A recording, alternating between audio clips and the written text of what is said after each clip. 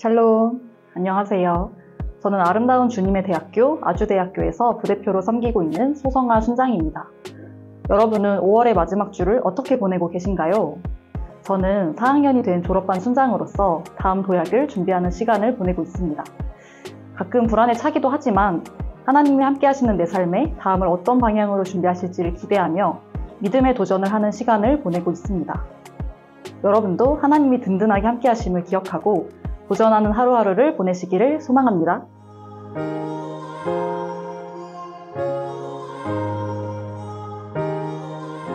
앞선 본문인 누가복음 23장 4절에서는 빌라도는 내가 보니 이 사람에게 죄가 없도다 라며 이미 예수님의 결백을 무리에게 한 차례 이야기했습니다. 그리고 그는 예수님을 헤롯 왕에게 보내어 신문하게 했으나 헤롯 또한 죄를 찾지 못하고 예수님을 빌라도에게 도로 보내었습니다. 그리고 오늘의 본문에서 이렇듯이 빌라도는 또다시 예수님의 죄를 찾지 못하겠다고 무리에게 이야기합니다. 그러는 동시에 예수님에게 태형을 내려서 무리의 화를 조금이나마 잠재우고자 합니다. 그러나 무리는 그것으로 만족하지 않았습니다. 무리는 죄 없는 예수님 대신 사형 집행을 해야 할 죄인인 바라바를 놓아주라고 이야기합니다. 마태복음 27장 15절에 따르면 이 당시 명절이 되면 총독이 무리의 청원대로 죄수 한 사람을 놓아주는 전례가 있었습니다. 무리는 이 전례를 알고 예수님 대신 바라바를 놓아주라고 소리칩니다. 이에 빌라도는 3번이나 예수님을 놓아주고자 시도했지만 무리는 더욱 거세게 반발합니다. 그리고 결국 빌라도는 이러한 여론에 타협하여 무리가 원하는 대로 바라바를 풀어주고 예수님을 십자가에 못 박도록 넘겨주게 됩니다. 23절에 그들의 소리가 이긴지라 라는 문장을 통해서 무리의 여론이 이긴 것을 유추할 수 있습니다. 저는 오늘 본문에서 죄 없는 예수님과 죄 많은 바라바의 대조와 그 가운데에서 불의한 선택을 하는 빌라도의 태도가 참 인상 깊었던 것 같습니다. 예수님은 죄가 없으신 분이었습니다. 하나님의 아들이신 예수님은 죄가 완전히 없으신 참 하나님이셨고 그렇기에 인간인 빌라도와 헤롯 또한 예수님에게서 죄를 찾을 수 없었습니다.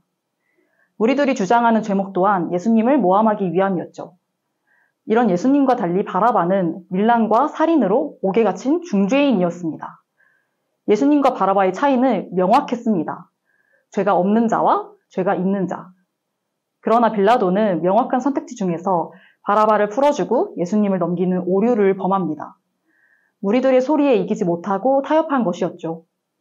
말씀을 보면서 저도 세상의 소리에 못 이기는 척 진실이 아닌 거짓과 죄를 선택하지는 않았는지 되돌아봅니다.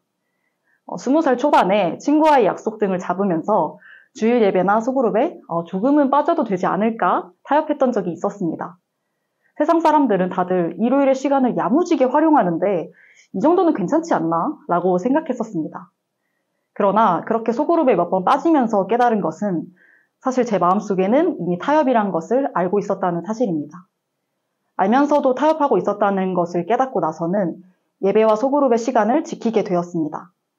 이번 말씀을 묵상하면서 이때의 기억이 떠오르며 이때의 타협을 깨닫게 해주신 하나님께 다시 감사하게 되었습니다. 오늘 본문의 바라바와 예수님의 구도는 저와 예수님의 구도와도 같이 느껴졌던 것 같습니다.